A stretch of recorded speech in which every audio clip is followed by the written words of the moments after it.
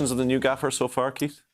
Yeah, I like everything he's coming out and saying, talking about going back to basics, being a lot more pragmatic, making teams earn wins against us. So I like what's coming out. I don't think it's going to be very pretty to watch, Tommy, but when you look at the Nations League group we have, as you say, the Greeks, the Finnish and the English, they're not a bad, we look at the English and we're thinking over the 2 games, probably not going to get any points on the board. The Finnish are not a bad outfit either. We all know how good the Greeks are as well. So to go up and try and play football against them again, I think would be naive.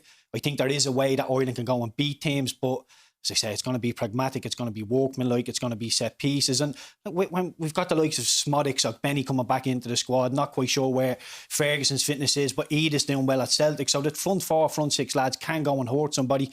And you listen to Will Smallbone and Malumbi there, they're saying, we don't want to compete anymore. We want to win games of football. I think against the English, I think we can all stomach if we compete and go and lose that game, just given how good the English are. But the Greeks and the Finnish games that I want. Don't want to bypass the English game by any stretch of the imagination. But for me, the Greek game on Tuesday is a much bigger game.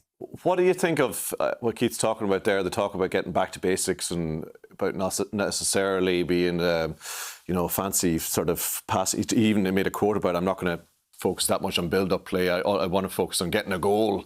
It's what it's all about. Ways to find ways to score goals. Do you think that's a conscious sort of reaction to the last era, if you like? No, we've moved on, and he's a new guy in charge now. I'm really curious to see what he comes up with in terms of the type of shape that he goes with.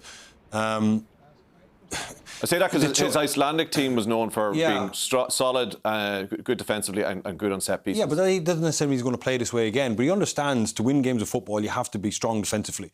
Even the best passing teams in the world, look at Manchester City, they're brilliant defensively in and out of possession. Because when you're in possession, you're one misplaced pass away from potentially conceding a goal. I think that was a big problem with us the last time. So you have to be conscious of that. If you're keeping the ball, you can't get it turned over and within 5 seconds you've conceded a goal. So there's things he's going to have to work on to stop us conceding goals.